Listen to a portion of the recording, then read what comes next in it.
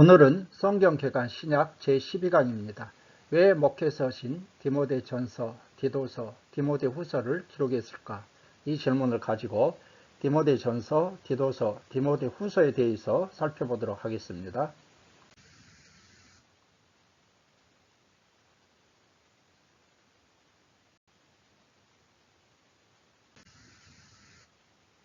신약의 주요 연대표에서 오늘 살펴볼 내용을 살펴보게 되면요. 오늘은 디모데전서, 디도서, 디모데후서에 대한 내용이 되겠습니다. 그래서 이 부분을 목회서신이라고 하는데 오늘 이 부분은 이제 마지막으로 바울 서신 마지막 부분을 살펴보도록 하겠습니다. 먼저 목회서신 개요에 대해서 살펴볼까요? 목회서신이란 무슨 뜻일까요? 목회자로서 디모데와 디도가 목회를 잘하도록 지침들을 교훈하고 있기 때문에 붙여진 이름이 되겠습니다. 토마스 아퀴나스가 이 세 편지가 모두 교회에서 양을 치는 것에 관해 다루었다 이렇게 말한 것에서 목회서신이란 이름이 유래했다고 합니다. 목회서신의 배경을 살펴볼까요? 바울은 로마 감옥에 1차 투옥된 후 사도행전 28장에서 셋집에서 2년 동안 투옥되어 있었죠. 잠시 석방되어 전도 여행을 했다는 것을 간접적으로 우리가 확인해 볼 수 있습니다. 디모데전서 1장 16절에서 18절 목회서신과 초대 교회사가 교부들의 글을 통해서 이것을 간접적으로 확인할 수 있습니다. 교부 클레멘트가 이런 증언을 했습니다. 바울이 서바나로 선교 여행을 떠나기로 결심했던 로마서 15장 24절과 28절에서 서바나로 선교 여행을 떠나기로 결심했지 않습니까? 이것을 1차 석방 후에 실행에 옮겼다고 교부 클레멘트가 그렇게 증언을 했다고 교회 전승에 전해주고 있습니다. 디모데전서 1장 3절은 바울이 마게도냐로 가는 길에 디모데를 에베소에 남으라고 이렇게 말씀하지 않습니까? 또 디도와 함께 그레데 섬에 갔다가 디도도 거기 남아 목회하라고 남겨놓습니다. 그리고 어느 시점에 이들에게 목회에 대해서 편지를 써서 보냈는데 바로 디모데전서와 디도서가 되겠습니다. 바울이 이제 2차로 투옥됩니다. AD 66년에서 67년경이죠. 그리고 순교를 하게 되는데요. AD 64년경 네로 황제가 로마에 불을 지르고 이것을 기독교인의 소행으로 몰아서 엄청난 핍박이 가해지게 됩니다. 이 사건 후 바울도 로마에서 다시 체포되어 감옥에 투옥되었습니다. 이때 투옥된 감옥은 열악하기 짝이 없는 곳이었죠. 디모데후서에서 겨울이 오기 전에 빨리 겉옷을 가지고 오라 이렇게 말하는 이유, 디모데후서 4장 13절이죠. 이곳에서 바울은 디모데후서를 기록하고 순교하게 됩니다. 이때 베드로도 사도도 이 무렵 순교하게 되죠. 디모데후서는 가장 그래서 나중에 기록된 바울 서신이 되겠습니다. 이 지도는 여러분 이제 바울 사도가 디모데 전서를 이렇게 보낼 때 디모데가 에베소에서 이렇게 사역하고 있지 않습니까? 그리고 디도서를 써서 보냈는데 그레데섬, 오늘날의 크레타죠. 여기에 되어 있습니다. 그리고 바울이 로마 감옥에 갇혀서 이제 마지막으로 이제 누구입니까? 이거 에베소에 사역하는 이 디모데에게 디모데 후서를 써서 보내죠. 이원과 같은 편지가 되겠습니다. 디모데전서 개요를 살펴보도록 하겠습니다. 책 이름 디모데전서는요. 바울이 에베소 교회에서 목회하던 디모데에게 보낸 첫 번째 편지라는 이름에서 디모데전서가 되겠습니다. 저자 및 기록 연대를 살펴보면 저자는 물론 사도 바울이고요. 기록 연대는 바울의 1차 석방 후인 AD 63년에서 66년 어느 시점이 되겠습니다. 기록 배경 및 특징, 왜 디모데 후서를 기록했을까? 여기에 대한 답변이 되겠습니다. 바울이 1차 석방 후 전도 여행을 하면서 디모데를 에베소에 남겨두게 됩니다. 1장 3절이죠. 그리고 에베소 교회를 방문하고자 했으나 빨리 갈 수 없다는 것을 알고는 3장 14절에 나타나 있죠. 디모데에게 목회에 대한 가르침을 주기 위해서 3장 15절 편지를 써서 보내게 됩니다. 디모데 전서는 그래서 이단에 대한 경계와 목회자의 자격과 목회에 대한 지침들이 잘 나타나 있는 서신들이 되겠습니다. 디모데는 더베 루스드라 출생이고요. 사도행전 16장 1절에 그렇게 돼 있죠. 헬라인 아버지와 유대인 어머니 사이에서 태어났습니다. 사도행전 16장 1절에서 3절. 어머니 유니게와 할머니 로이스의 믿음 안에서 양육을 받게 됩니다. 디모데후서 1장 5절. 그리고 바울 사도를 만나 바울에게서 이제 제자 양육을 또 신실하게 받게 되죠. 더베 근처에 그리스도인들에게 루스드로와 이고니안 이 더베 근처에 그리스도인들에게 디모데는 인정을 받았고 바울의 동역자로서 믿음의 아들과 같이 여겨지게 됩니다. 디모데전서 1장 2절. 그런데 이 디모데는 나중에 이제 또 살펴보지만 디도에 비해서 굉장히 소심한 성격의 그러한 소유자였던 것 같습니다. 핵심 주제는 무엇입니까? 믿음의 선한 싸움을 싸우라. 믿음의 선한 싸움이 되겠습니다. 디모데 전서에 나타난 그리스도는 무엇입니까? 중보자이신 그리스도 2장 5절이 되겠습니다. 자, 기본 구절을 살펴보게 되면 간단하죠. 이단에 대한 경계가 1장에 나타나 있고요. 교회 행정에 대한 지침 2장에서 3장, 목회 현황과 목회자의 자세에 대한 지침이 4장에서 6장에 나타나 있습니다. 자, 디모데 전서, 이것은 바이블 프로젝트에서 제가 발췌해 놨습니다. 자, 디모데 전서는요, 1장은 무엇입니까? 디모데의 임무가 되겠습니다. 1장은 디모데의 임무죠. 거짓 교사들과 그들의 이상한 가르침에 대항하라는 것입니다. 그리고 나서 여기에 영원하신 왕께 존귀와 영광이 있기를 그렇게 송축을 올려드리고요. 2장에서 3장은 에베소 교회를 위한 지침 일부가 되겠습니다. 그래서 기도할 것을 권면하고요. 또 거짓 교사들의 영향을 받은 남녀 교인들, 여기에 거짓 교사들의 영향을 받은 남녀 교인들을 책망하고 있죠. 남자들, 여기서 있는 여자들은 부요한 여자 교인들, 이들이 많은 문제를 일으키고 있죠. 그래서 바울이 말한 이 여자들의 의미들, 여자들은 교회에서 지도자가 될 수 없다. 이것은 세 가지 견해가 있는데 나중 뒷부분에서 말씀드리고요. 그리고 나서 지도자 이제 임명에 대한 것이 권면하고 있죠. 장로와 감독, 그리고 집사들, 여기서 말하는 집사들은 항종직 집사들이죠. 그리고 예수님의 이야기, 바울의 시가 이제 여기서 나타나 있고요. 4장에서 6장은 에베소 교회를 위한 지침 2부가 되겠습니다. 그래서 거짓 교리를 바로 잡으라, 이러한 권면의 내용과 그 다음에 나이든 남자들을 어떻게 대할 것인가, 그리고 가부들을 위한 사역은 어떻게 할 것인가, 그리고 그리스도인 종들은 어떻게 상전들과의 관계를 할 것인가. 마지막으로 6장 후반절에서 디모데의 임무에 대해서 권면을 하고 있죠. 거짓 교사들과 돈에 대한 그들의 욕심에 맞서라, 이렇게 권면하고요. 뿐만 아니라 부유한 그리스도인은 선한 일과 그 다음에 바울을 베품을 통해서 부를 누리고 기꺼이 소유를 나누라, 이렇게 지침을 주고, 마지막으로 유일하신 왕께 존귀와 능력이 있기를 그렇게 기원하면서 디모데 전서를 끝마치게 됩니다. 그래서 디모데 전서는 그 내용이 무엇입니까? 요약해 보게 되면은 교회에 대한 총체적인 시각을 가지고 있죠. 교회가 믿는 것, 교회가 믿는 것은 그들의 생활 방식을 좌우한다. 교회는 왕이신 예수님에 대한 헌신으로서 진실되고 가난한 자들을 섬기는 것으로 알려져야 된다. 또 바이블 프로젝트 링크 해 놓을 테니까 여러분들이 좀 잘 들어보시면 많은 유익이 될 것입니다. 이제 디모데 전서 내용에 대해서 같이 한번 살펴보도록 할까요?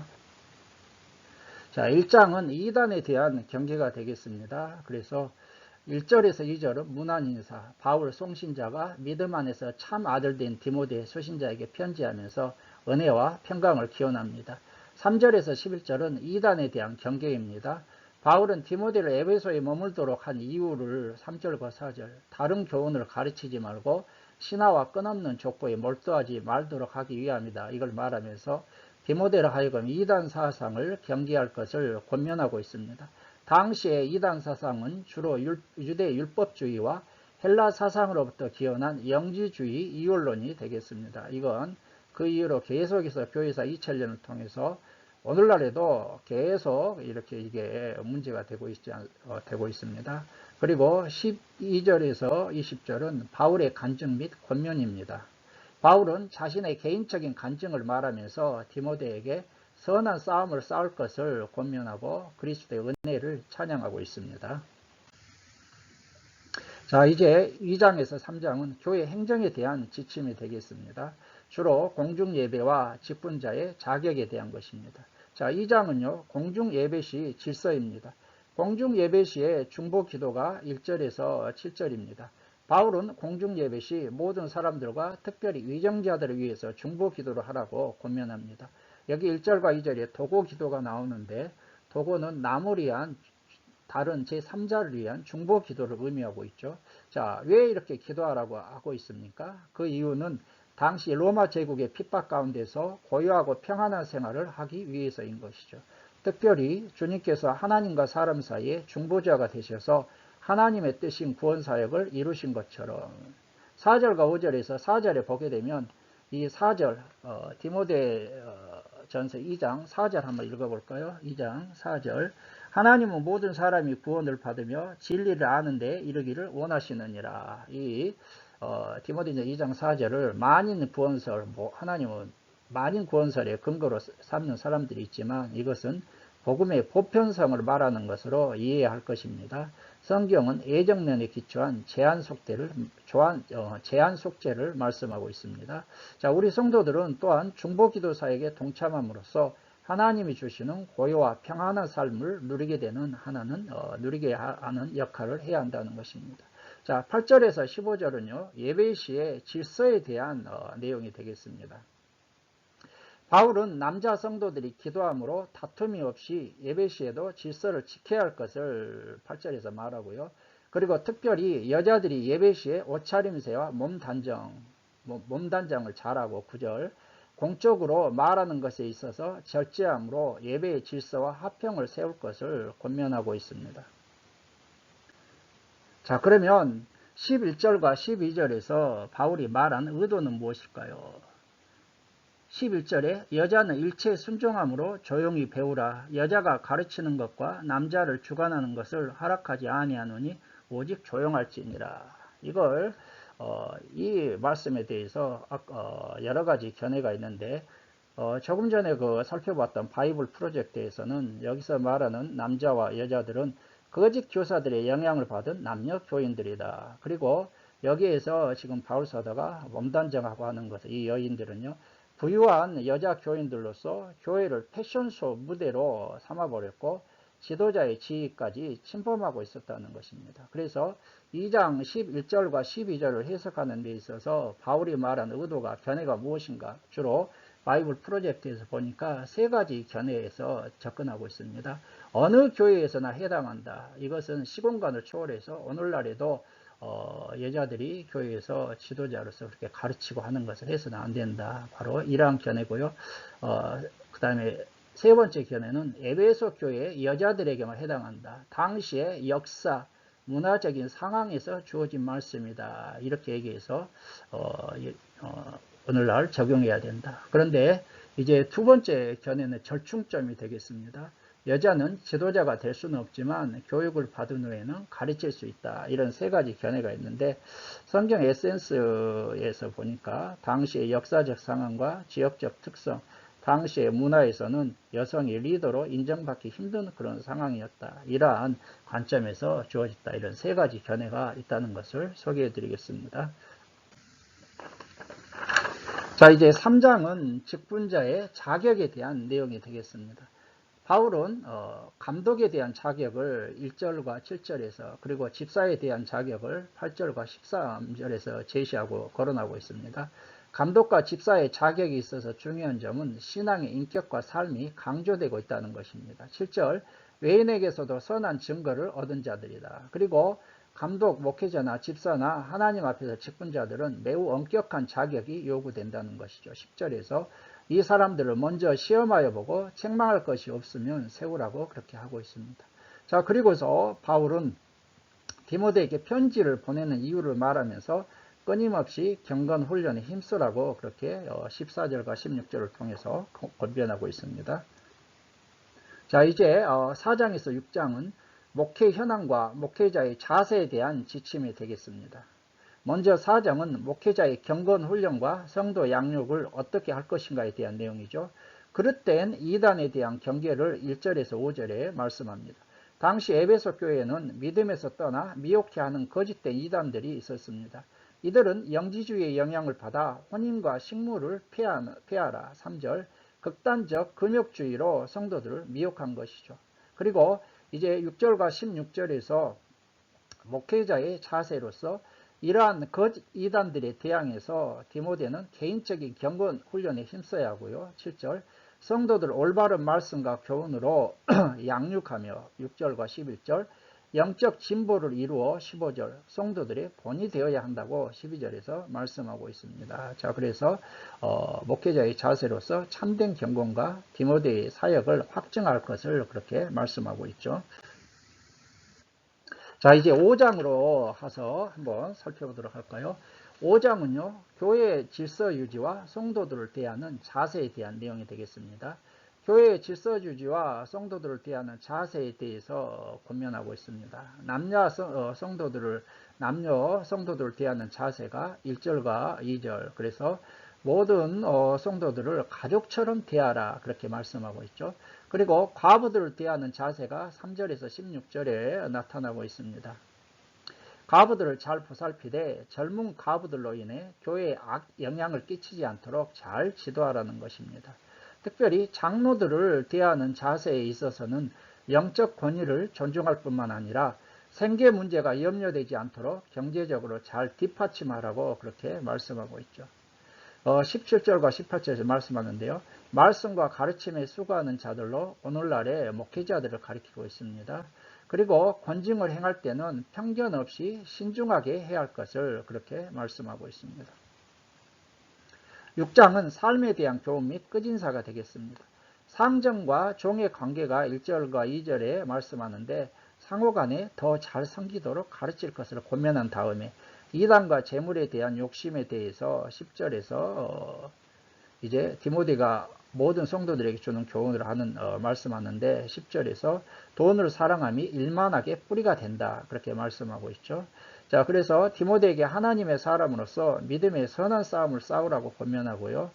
부자들에게 재물에 소망을 두지 말고 하나님께 소망을 두라고 가르칠 것과 디모데에게 은혜가 있기를 기원함으로 편지를 마치게 됩니다. 그래서 마지막으로 이단 문제의 재물에 대한 믿음의 선한 싸움, 부자들에 대한 권면으로 끝을 맺고 있습니다.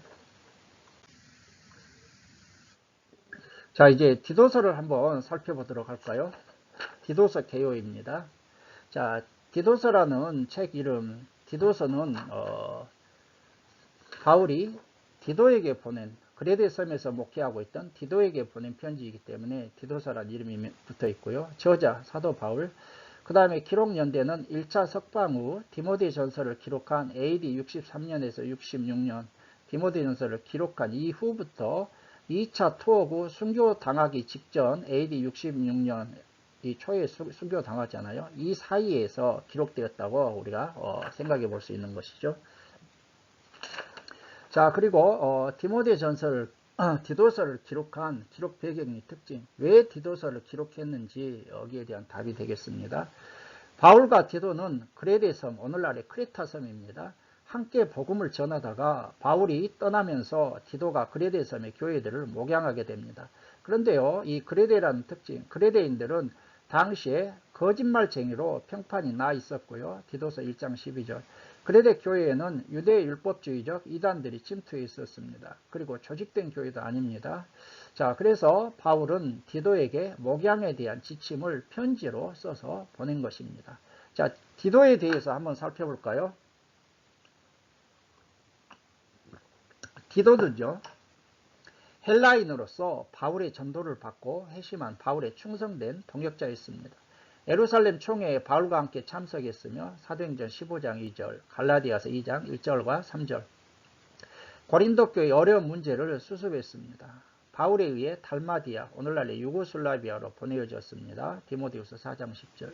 그래서 이 디도는 디모데에 비해서 굉장히 강하고 담대한 성격의 그러한 소유자였다는 것을 우리가 생각해 볼 수 있겠습니다. 핵심 주제는 무엇입니까? 교리 수호와 삶의 실천에 대한 내용이 되겠습니다. 디도서에 나타난 그리스도는요, 구원자이신 그리스도, 그리고 기본 구조를 살펴볼까요? 간단하죠. 디도서 3장밖에 아닙니다. 장로의 자격과 거짓 교사에 대한 경계하라 1장, 성도들에 대한 양육 지침이 2장, 성도의 삶의 자세에 대한 교훈이 3장이 되겠습니다. 자, 디도서 이것도요, 바이블 프로젝트 제가 카피해 놨는데요. 자, 그레데 문화, 여기에 그레데 문화라고 나와 있지 않습니까? 헬라어로 크레키죠. 이것은 거짓말쟁이라는 그런 말이 여기서 나왔습니다. 그러니까 그레데 사람들이요, 폭력과 그리고 성적으로 타락하는 그러한 문화 속에서 또 조직교회도 없습니다. 이러한 그레데 교회를 디도가 목회하는데 얼마나 많은 고충이 있었겠습니까? 그래서 바울 사도가 디도서를 써서 보낸 것이죠. 1장 1절에서 4절은 도입부가 되겠습니다. 도입부 인사말이죠. 나는 거짓이 없으신 하나님께 약속하신 영생에 대한 소망을 품고 신실과 진실로서 너에게 편지한다. 그런 게 되겠고요. 1장 5절에서 16절은 이제 디도의 임무에 대한 내용을 기록하고 있습니다. 새 지도자들인 장로들을 임명하라. 그들의 자격에 대한 것이고요. 그 다음에 거짓 지도자들을 책망하라. 그렇게 말씀하고 있죠. 자, 그리고 2장에서는 새로운 가정이라고 이렇게 바이블 프로젝트는 이름을 붙였는데, 지금 이 현실은 굉장히 암울하고 암담하지만 예수님께 헌신하는 그레데인 가정들이 본을 보여야 된다. 그리고 그리스도인의 그러한 생활 방식의 바탕은 하나님의 무엇입니까? 풍성함과 은혜에 기초해야 한다는 것이죠. 그리고 나서 이 그레데인 교회들의 가정을 통해서 새로운 인류 교회가 이제 확장되어 가는 것이죠. 그리스도인들은 이상적인 시민이어야 한다. 그리스도인들은 이상적인 시민이어야 하고요. 복음에 관한 시를 쓰고, 그리고 나서 이제 바울이 맺은 말로 끝맺고 있습니다. 자, 그래서 이 디도서는요, 바울의 선교 전략에 대해서 우리가 엿볼 수 있습니다. 바울의 선교 전략. 그것은요, 그리스도인들은 문화와 충돌하거나 혹은 동화가 아니라 여러 가지 이러한 교회가 타락한 이런 문화와 세상 속에서 그 문화와 충돌하거나 혹은 그 문화에 동화되는 것이 아니라 문화에 지혜롭게 잘 참여함으로 그 문화에 변혁시켜 가야 한다는 것이죠. 예수님과 공공의 유익을 위해 헌신해야 된다는 것입니다. 예수님에 대해서 헌신하고 공공의 유익을 위해서 헌신해서 구주 하나님의 가르침을 빛나게 해야 된다. 이것이 바로 디도서를 통해서 우리가 선교 전략, 문화 명령을 수행하는 그러한 우리의 여러 가지 지침을 제공한다는 것입니다. 디도서 내용을 한번 살펴보도록 할까요? 자, 1장은 장로의 자격과 거짓 교사에 대한 경계가 되겠습니다. 바울은 자신의 사도권을 강조하면서 참 아들 디도에게 수신자가 되겠죠. 편지합니다. 장로의 자격 5절에서 9절. 당시 그레데 교회는 아직 직분자들이 세워지지 않는 미조직 상태에 있었죠. 그래서 바울은 장로들을 세워 교회를 세우도록 디도를 그레데 섬에 남겨놓기로 이렇게 합니다. 5절.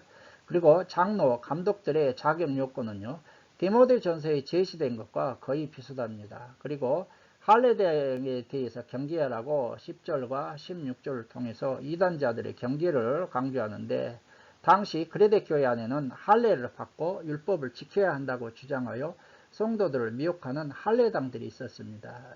유대 율법주의자들이죠. 바울은 이들을 책망하면서 디도에게 저들을 경계하라 이렇게 말씀하고 있죠. 2장은 성도들에 대한 양육 지침이 되겠습니다. 성도들에게 바른 교훈에 합한 것을 가르쳐서 1절 하나님의 말씀에 해방을 받지 않고 5절 대적하는 자들로 부끄러워하고 8절 하나님의 교훈을 빛나게 하라 10절입니다. 특히 성도들을 구원하신 목적은 선한 일에 열심하는 자기 백성이 되게 하려 하는데 14절 이것을 성화라고 볼 수 있겠습니다. 제대로 가르치라고 성도 양육의 목적을 강조하고 있습니다. 여러분 그러니까 우리가 예수 믿고 은혜로 구원받는데 그걸로 끝나는 것이 아니라 우리가 예수 믿는 하나님의 자녀면은 선한 일에 열심하는 이 성화에 있습니다. 성화를 우리가 등한히 하게 되니까 오늘날 우리 한국교회를 비롯해서 여러 우리 그리스도인들이 욕먹는 이유가 입으로만 우리는 복음을 떠벌리지 우리 삶에 있어서는 그리스도인다운 하나님의 자녀다운 삶을 등한히 하기 때문에 우리가 많은 욕을 먹습니다. 그래서 이 디도가 그레데인의 그러한 성도들에게 강조한 것처럼 하나님의 구원의 은혜에 감사하면서 선한 삶을 살라는 것입니다. 3장 성도 삶의 자세에 대한 교훈이 되겠습니다. 성도들은 우리의 행한 바 의로운 행위가 아니라 성령을 통해 예수 그리스도의 은혜로 우리가 영생의 소망을 따라 후사가 되지 않았습니까? 구원받았어요. 5절과 8절이죠.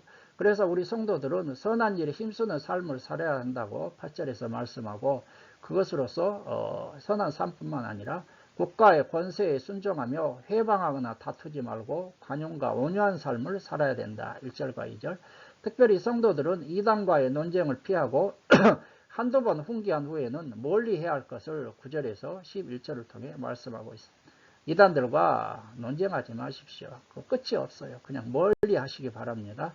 이렇게 교훈하고 문안 인사로 편지를 끝맺고 있습니다.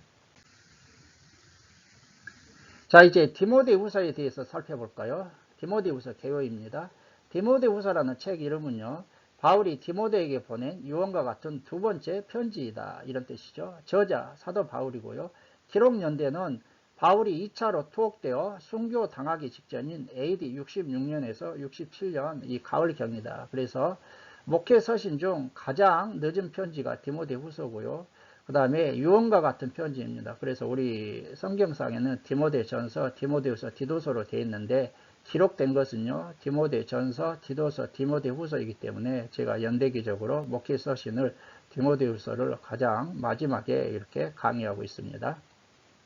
기록 배경 및 특징, 왜 디모데후서를 기록했을까? 이 질문에 대한 답이 되겠습니다. 디모데후서는요. 바울이 2차로 로마 감옥에 투옥되어 이 순교를 예상하고 있습니다. 4장 6절. 자, 이 바울의 소식을 들은 디모데는 원래 디모데가 굉장히 소심한 성격이라 했습니다. 자, 그래서 디모데의 이 바울의 이런 소식이 들려오니까 디모데는 매우 의기소침하고 두려움에 직면해 있을 거 아닙니까? 그래서 이 바울이 이 디모데를 격려하고 담대하게 복음을 전할 것을 권면하기 위해서 이 디모데후서를 써서 보냈고요. 바울의 유언과 같은 편지라고 말씀을 드렸습니다.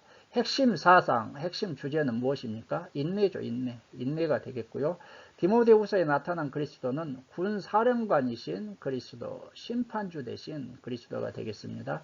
기본 구조 간단합니다. 문안인사 및 격려 1장, 충성된 일꾼이 되라 2장, 말세의 특징 3장, 마지막 당부 4장이 되겠습니다.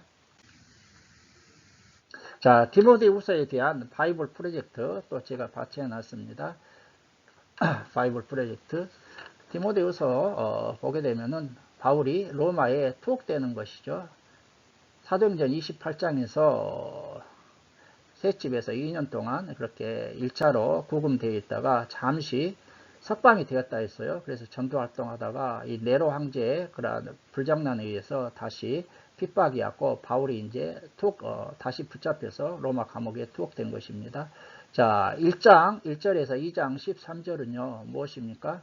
바울이 사랑하는 아들 디모데에게 그렇게 쓰는 인사말이죠. 소명을 받아들이라 그렇게 말하면서요. 자, 그리고 능력의 근원이 되시는 예수님을 따르는 것은 예수님을 따라야 되는데 마치 그게 뭐라는 거예요? 군사와 같다. 운동선수와 같다. 그 다음에 무엇입니까? 농부와 같다는 것이죠. 그런데 예수님께서 이것을 본을 보여주셨고 바울 자신도 본을 보여주었다. 그래서 자, 이러한 믿음의 본을 따라야 되는데 그런데 신실하게 예수님을 따르는 일에는 대가를 수반한다는 것이죠. 뭐죠? 고난이죠. 고난. 그래서 2장 14절과 4장 5절을 통해서 거짓 교사들의 문제를 다루고 있습니다. 거짓 교사들, 이단들, 지긋지긋하죠. 오늘날도 얼마나 많은 이단들 판치고 있습니까? 그들은 이미 부활이 일어났다 이렇게 헛소리도 해대고요. 그래서 이러한 이단들에 대항해서 다른 사람들을 가르칠 신실한 지도자를 세우십시오. 이렇게 권면하고 있습니다. 자, 그리고 이러한 이단들을 핵책에 대항하기 위해서 성경 말씀이 중요하죠. 그래서 성경의 본질은 무엇인가? 성경의 목적은 무엇인가? 하나님의 감동하심으로 성령의 감동하심으로 교훈과 책망과 바르게 함과 의로 교육하기에 유익한다. 하나님의 사람으로 온전하게 하고 그래서 우리가 성경이 이단을 이기는 그러한 표준이고 성경 말씀에 우리가 올바로 알고 올바로 믿고 올바로 쓸 때 배우고 확신한 일에 거할 수 있다는 것입니다. 그리고 나서 이제 마지막 결론의 말씀을 주고 있습니다. 결론의 말씀 인사말이죠. 자, 예수님을 따르는 일에 수반되는 위험과 갈등, 바울 사도는 매맞고 체포되고 이제 순교까지 하게 되는데 이러한 상황 속에서 이것이 예수님의 부재, 예수님이 안 계신 것을 의미하지는 않는다는 것이죠.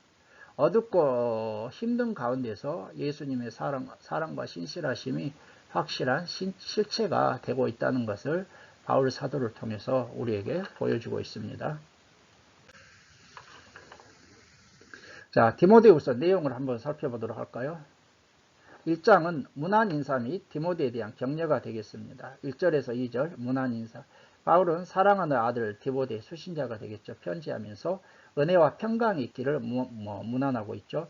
디모데에 대한 격려가 6절에서 18절에 나와 있습니다. 바울은 디모데에 대한 보고 싶은 마음을 전하면서 자신이 고난 가운데 갇힌 것을 부끄러워하거나 두려워하지 말라고 담대히 복음과 함께 고난을 받으라고 그렇게 8절에서 권면합니다. 왜? 바울 사도가 이렇게 자꾸 고난을 당하고 감옥에 갇히니까 이것을 비난하면서 실족하는 사람도 있고 바울이 진짜 사도가 아니라고 그렇게 막 비난하는 사람도 있었습니다. 비록 복음 증거자들에게 고난이 따를지라도 주님께서 능히 지켜주신다. 12절. 그러므로 성령님을 힘입어 담대하게 복음을 전할 것을 그렇게 격려하고 있습니다. 자, 이제 2장은 충성된 일꾼이 될 것을 요청하죠. 바울은 디모데에게 충성된 일꾼이 되라고 요청하고 있습니다. 먼저 고난 가운데서도 복음을 전하라고 말하고 있죠. 바울은 복음의 일꾼의 자세를 그리스도 예수의 좋은 군사 3절이죠. 그리스도 예수의 좋은 군사 3절, 경기하는 운동선수 5절, 그리고 농부 6절에 비유하면서 고난 가운데서도 혼신의 힘을 다해 복음을 전하면 주님께서 지켜주시는 영광을 얻게 되지만 10절, 그렇지 않으면 상급을 받을 수 없다는 것을 12절에서 말씀하고 있습니다. 또한 진리를 사수하여 교회 공동체를 이단 사설로부터 막아내야 되고 14절에서 19절, 교회의 사명은 두 가지입니다. 복음을 전하는 것과 진리를 사수하는 거예요. 이 두 가지를 같이 하는 것이죠. 어느 하나라도 소홀히 할 수가 없습니다.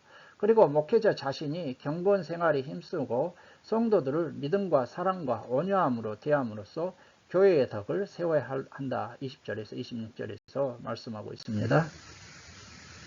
3장 말세의 특징 1절에서 9절이죠. 말세에 고통하는 때가 이른다. 말세의 특징을 하나님을 부정하고 자기 중심적인 삶을 사는 것이다. 그래서 경건하게 살고자 하는 자들은 고통과 핍박을 받게 된다는 것입니다. 그러나 바울은 디모데에게 이것을 이기고 믿음의 길을 가라 그렇게 말하고 있습니다. 성경 말씀을 통해 배우고 확신한 일에 거하라는 것이죠. 이것은 이 같은 자들에게서 돌아서는 것 5절, 배우고 확신한 성경 말씀에 거하는 것 14절, 성경 말씀은 성령의 감동으로 기록된 하나님의 말씀으로 성도들을 온전케 하기 때문입니다. 자, 4장 마지막 당부의 말씀이 되겠습니다. 바울은 환제와 같이 부음이 되고 순교할 기억이 가까웠음을 알고 6절 자신이 이제 순교할 것이다. 죽음을 이제 직감하는 것이죠. 자신이 선한 싸움을 싸우고 믿음을 지켰으니 이제 의의 면류관이 예비되었다고 말하면서 7절과 8절을 통해 디모데에게 때를 얻든지 못 얻든지 말씀을 전파해서 바울 자신처럼 주님이 마련하신 면류관을 받으라고 당부하고 있습니다. 그리고 마지막으로 디모데에게 속히 오라. 얼마나 보고 싶겠어요. 사랑하는 영적의 아들 디모데가 자신을 버리고 대적한 사람들을 주의하고 동역자들에게 무난하면서 편지를 끝맺고 있습니다. 자신의 개인적인 상황을 언급하면서요. 겉옷을 가지고 오라. 당시 로마 바울이 투옥됐던 감옥이 얼마나 허술하고 추우니까 겉옷을 가지고 오라. 가죽 종이에 쓴 책을 가져오라 하면서 성경책을 가져오라는 것이죠. 그리고 끝인사를 하고 이렇게 말씀을 맺고 있습니다. 자, 그래서 우리가 이 디모데 전서, 디도서, 디모데 후서를 통해서요. 이 바울이 이렇게 가장 강조하는 것은 복음 전파이죠. 복음 전파. 복음 전파라는 큰 틀에서 우리가 목회 서신을 이렇게 이해해야 되고 그 가운데서 복음 전파를 위해서 교회가 이단을 배격하고 그 다음에 지도자들로 비롯해서 지도자들이 잘 세워져야 되고 성도들이 어떤 삶을 살아야 할 것을 오늘날 우리들 현 시대를 살아가는 우리들에게 주신 귀한 그러한 은혜의 말씀이 되겠습니다. 자, 여러분, 저는 오늘 목회 서신 시작하면서 왜 목회 서신 디모데전서, 디도서, 디모데 후서를 기록했을까? 이 질문을 드렸습니다. 이 질문에 대한 해답을 얻으셨습니까? 예, 디모데전서는요. 바울이 1차 석방 후 에베소에서 목회하는 디모데에게 에베소 방문이 지체될 것을 알고 목회에 대한 가르침을 주기 위해서 기록했고요. 디도서는 1차 석방 후 그레데에서 목회하는 이 디도에게 목양에 대한 지침서를 편지로 써서 보낸 것이고요. 자, 디모데 후서는 2차 투어 후 순교를 앞둔 시점에서 디모데를 격려하고 담대하게 복음을 전하도록 권면하는 요원과 같은 심정으로 편지를 써서 보낸 것입니다. 이렇게 해서 목회 서신을 마치고요. 그 다음에 바울 서신, 모든 바울 서신 강의를 마칩니다. 이제 다음에는 일반 서신, 공동 서신에 대해서 살펴보도록 하겠습니다. 오늘 강의를 시청해 주신 여러분들께 감사를 드리고 다음 강의에서 더 좋은 유익한 내용으로 찾아뵙도록 하겠습니다. 감사합니다. 안녕히 계십시오.